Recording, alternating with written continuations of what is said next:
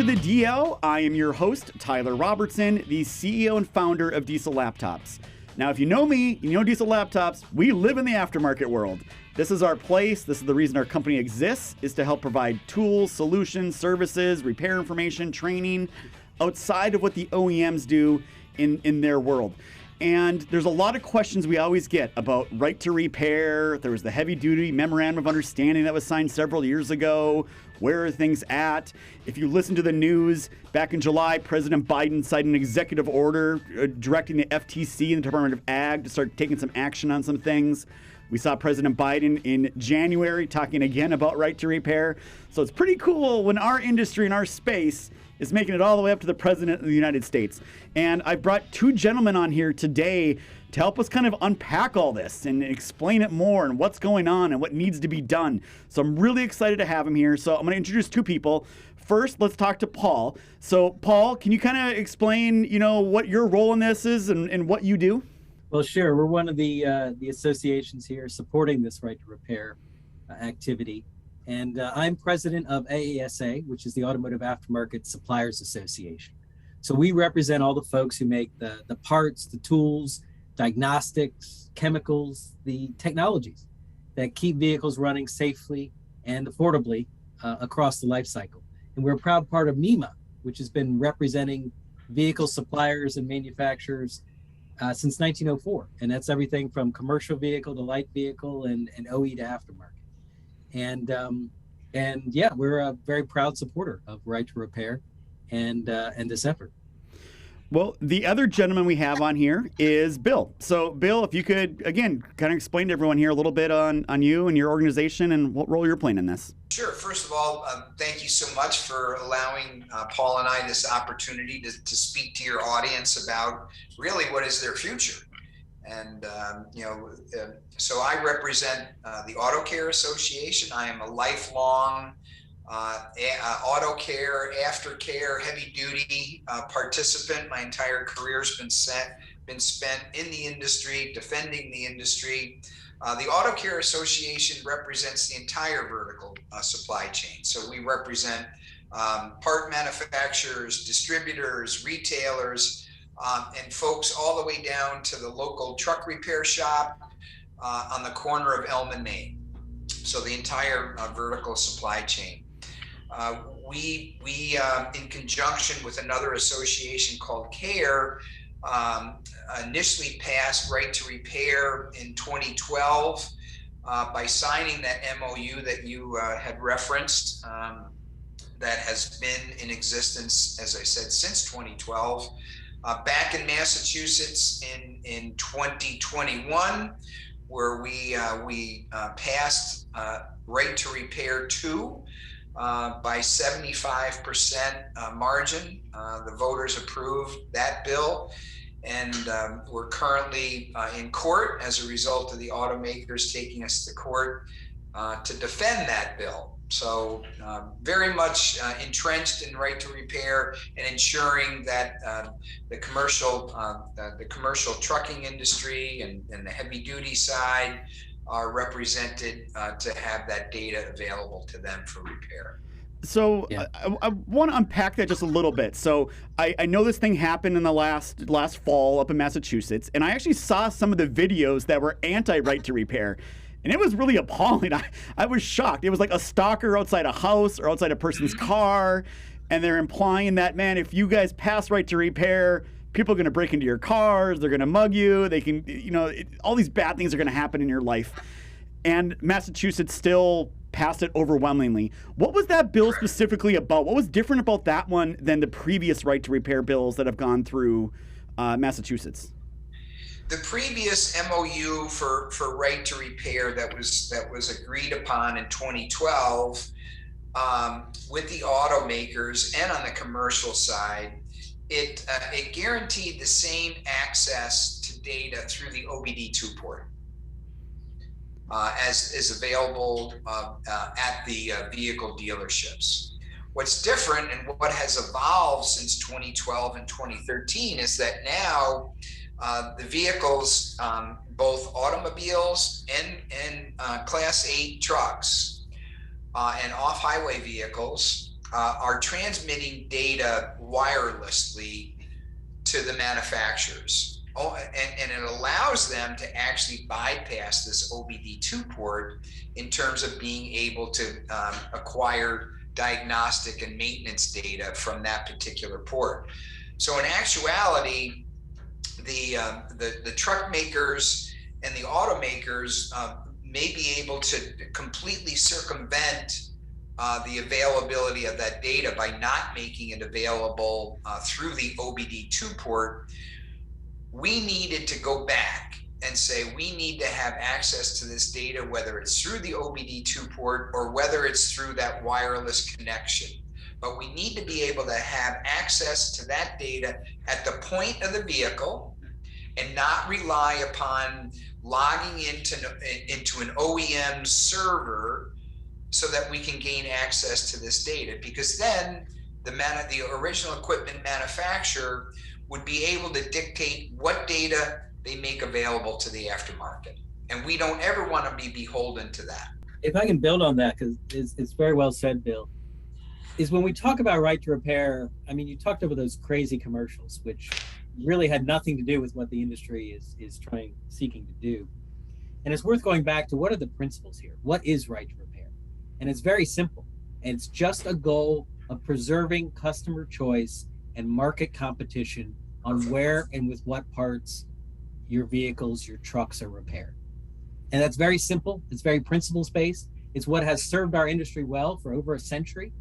And it's just the basic idea of let's keep free markets, let's keep competition. And these are principles that underpin, not just our whole repair industry, but also just kind of the American system. And the reality is, and we've seen it in other sectors, that technology gives people the ability to get monopoly power, to just control and say, I'm not going to give you that information. If you put this part on it, we'll only make that part work if it has a line of code that works with, that I got to approve it. And that tells me that you bought this part from me. Not whether this part works or not whether it's safe or not, but just whether you bought it from me. So it's really just trying to keep that market competition. And I would throw out, you talked about those commercials, which were pretty offensive. Egregious. But yes. And, let's be realistic. It's in everybody's interest that all of those trucks, whether you're a fleet, whether you're an owner operator, that you're able to keep it repaired, that we can keep it on the road, we can keep it operating. That should be the truck maker's interest. That should be the parts maker's interest. That should be everybody's interest. And we really shouldn't have a fight about this. We know we got to keep the uptime. We got to keep these things running, and let's make that easy and simple and sort of come together around that. I would also throw out, in reality, we've been dealing with safety systems and emission systems and regulated systems collaboratively and with safety for years. We've been dealing as an industry up and down the chain with security systems for years. So I also want to stress that at least our industries groups that are pushing for right to repair, that we are dedicated to safety, we are dedicated to security and cybersecurity. These are cornerstones of the effort and what certainly our two organizations and we think the industry is aiming for here. And that's the values of our members too, the folks who provide those parts that your listeners trust. So, Paul, I'd like to unpack a little bit more when you talk about industry. So when people say the words right to repair, I mean, obviously, if people in the video portion, there's an automotive vehicle behind you in your screenshot, right? And we're talking heavy truck. We have the Auto Care Association, not the Heavy Truck Care Association. So there's automotive, there's heavy truck, and right to repair. When you Google it, a lot of what comes up is two other things. John Deere, they're in the spotlight all the time for this whole thing, and then you have like the digital tools, the mobile devices, the phones, Apple, Microsoft, those types of guys. So is this like a lot of different battles being fought on different fronts, or is there combined forces here? Or how are all these things being worked together? Or are they all just completely separate bills and laws that are trying to get pushed through the Capitol? Number one, there are, as you could see from President Biden and the acts that are coming through the Federal Trade Commission, there's a lot of attention being focused on quote unquote right to repair. particularly in the agricultural community, the heavy duty community, the automotive community, the cell phone community. And each particular segment has their own nuances. We wanted to ensure that we were very focused on not only automotive, but heavy duty as well when we sponsored the Repair Act that was sponsored by Congressman Rush. So the noise and the attention that's been paid to right to repair is growing. We are speaking with those other organizations in terms of the agricultural community, the cell phone repair community. But again, we wanted to be really singularly focused on, number one, the ability to access repair and maintenance data from the vehicle at the point of the vehicle itself. In many other cases, there are other things that got involved in terms of personal data and so on and so forth. We wanted to keep it very simple and very singular so that we had a very good message, which is why we have, as I mentioned, the Repair Act. So it's great recognition. The consumers are very aware of this going forward. And that's the momentum that we're building in Congress in terms of the bill that we sponsored. So Paul, anything to add from your point of view? Well, I think that was a great summary. And just adding a little bit of color on what Bill said about the Repair Act. So we heard from the president addressing this, even more importantly, that Federal Trade Commission bipartisanly, unanimously passing it and saying there is an issue, there is repair restrictions and the risk of more going forward, and that's not good for competition. Right. So in follow-up to that, we did have this Repair Act, this federal bill that Bill talked about that was introduced. And I think it's a good bill. It is very principles-based. Just how do we get that competition, and how do we make sure that you can get your vehicle repaired and your truck repaired how you want it repaired. And I will say that Repair Act does include the heavy-duty sector. Yes. It's not just light-duty, and that is how the government often addresses these regulations. They have the term motor vehicles, which includes both the truck and the car side of the business, and they often look at it that way and want to have that set of rules. Now, the issues are certainly different that we've seen on both sides of the industry, but I think the long-term risks, there's certainly some overlap. And in any situation, it's never good when one person can decide how a market works. You generally just want to have competition, you want to have choice, and I think it is important that heavy duty is included in this bill. The other thing I throw out about the bill is it's also designed so we have a mechanism to problem solve together as an industry together. And by an industry, I mean everybody, from the independent aftermarket all the way through the truck makers, through the dealers, through the fleets. And it's structured in such a way that, hey, if somebody believes we're falling short of this goal of reasonable market competition, here's a mechanism where we can get together and the industry can talk about this, try to problem solve this. And if we can't, that the Federal Trade Commission can ultimately sort of decide and say, well, here's what is good for customers and good for competition. And I think that's very important because nobody wants to be in these fights with legislation, and we want to go to our business and do the business of keeping these trucks running. We don't want to spend our time trying to talk to Congress people and things of that sort. So we think that's another really great part of the bill that we think everybody along the chain should get behind. So you brought up a good point. We want to keep the trucks running. I think if COVID showed us anything, yes, we need freight to keep moving from the ports all the way to the store shelves so people can keep buying and getting the things they need. And I need to look no further than what happened in the last 6 months, where certain manufacturers had to get EPA approval to do basically a factory-approved, EPA-approved emission delete because they couldn't supply the parts. And by the way, those parts had IP associated with them, preventing other companies from making those parts. And they really kind of shot themselves in the foot here. So as a consumer and someone that's on this side of it, the part I'm struggling to understand is, why are manufacturers so against this? Is this just a pure dollar profit thing they're trying to hoard their, not hoard, but they're trying to protect their territory? Is it IP they're afraid they're going to lose? What's their big reason for being against this? Because it surely can't be the stalker that's going to go break into my house because we have a right to repair act on automobiles. Like, what is this? What I'd like to do is just go back to, so specifically for the heavy duty industry, right? So the flow of goods relies on trucks repaired and maintained by the trucking companies, the independents, right? They need access to truck data to regularly perform safety inspection, repairs, and maintenance. And if there's any delays in those repairs or maintenance, that's going to restrict the flow of goods in the U.S. The truck makers and the dealerships specifically, and the automakers and the auto dealerships really are trying to create this cradle to grave relationship with their consumer. They want to sell the truck. They want to maintain the truck. They want the truck to be traded back in. They want it to be a contiguous cycle.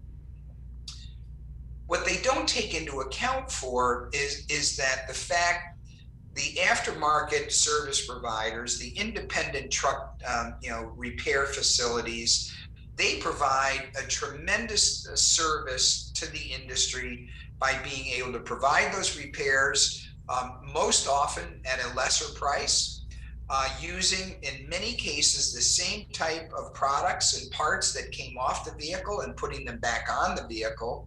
And let's be realistic with one another.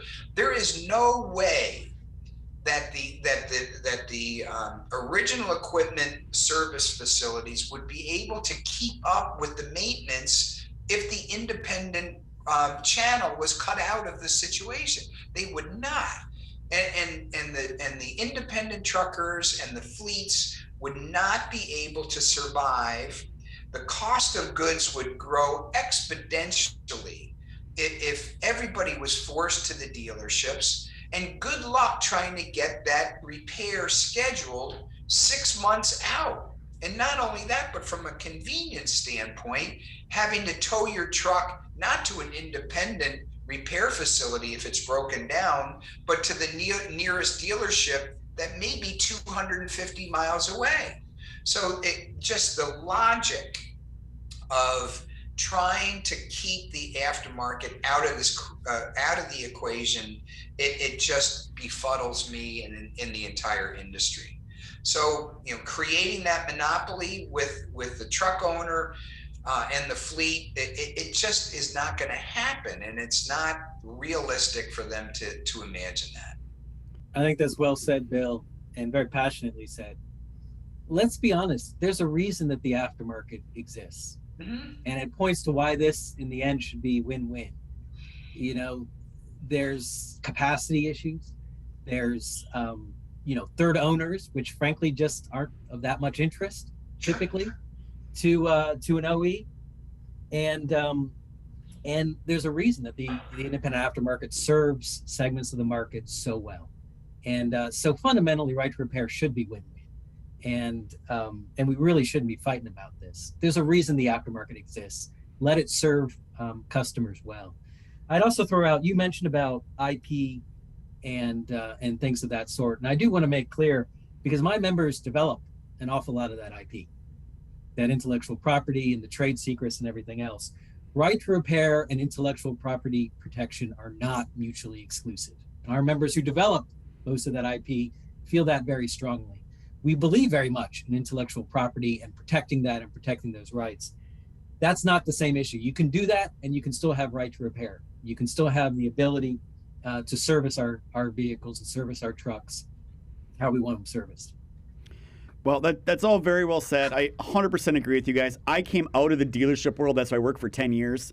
And as a service manager, I loved having 2 or 3 weeks of work in my shop and in my yard. The customers hated it, right? And even me, I'm an aftermarket company, and a lot of the reason the business we do have is because OEMs are hard to work with. They're hard to get access to diagnostic tools, hard to get access to repair information. They're expensive. I know the Heavy Duty Memorandum Act was signed. It was a great step And I know it builds onto the next step, but it left a lot of vagueness out there. And one of the problems we ran across was, well, it covered engine software, but OEMs still weren't selling us the cab software. Or it had to be at a reasonable price. And Cummins, they're like, hey, reasonable price is $1,000 a year. That's reasonable. They have a big population. Hino, small population. Their reasonable price was $2,400 a year. So it was hard, but I think it was a great first step in that direction. Has there been more movement specifically in the HD industry since that was signed, or how do you guys feel things have progressed since that HD MOU was signed? Which I got to think it's probably been 7 or 8 years now. I'm not even sure exactly when it was, but it's been a minute. There's been significant progress on that, and you know, the original Right to Repair Act in Massachusetts excluded commercial vehicles. Sign the MOU. This Right to Repair Act that was passed by the voters in the fall of 2021 did include commercial vehicles. So we brought in the commercial vehicle community. We asked how their particular needs would make sense within this particular act. We included it, even though the voters did not necessarily understand or really how including commercial vehicle in this act would affect them. But they responded overwhelmingly by including a commercial vehicle in the Right to Repair Act that was passed in the fall of 21. So with that being said, the commercial vehicle community has been more active in terms of their advocacy work. We are providing opportunities for the heavy duty commercial vehicle community to become more involved in advocacy. And I think that it's very important for the listeners to understand that this is not necessarily on the shoulders of Bill Hanvey or Paul McCarthy or the Auto Care Association or HDMA or HDDA. It is the responsibility of the people in this community to get involved. We need your voice. We need you to sign petitions. We need you to become active. We need you to create a relationship with your Congress people so that when we are working on legislation such as this, they understand the implications on your business. And that's what's critical is please become involved in this fight. Because Paul and I were talking before our discussion today, both the automakers and the truck makers have a death by 1,000 cuts philosophy. So can we shut you out of using coded parts? Can we shut you out using data? Can we shut you out using technology?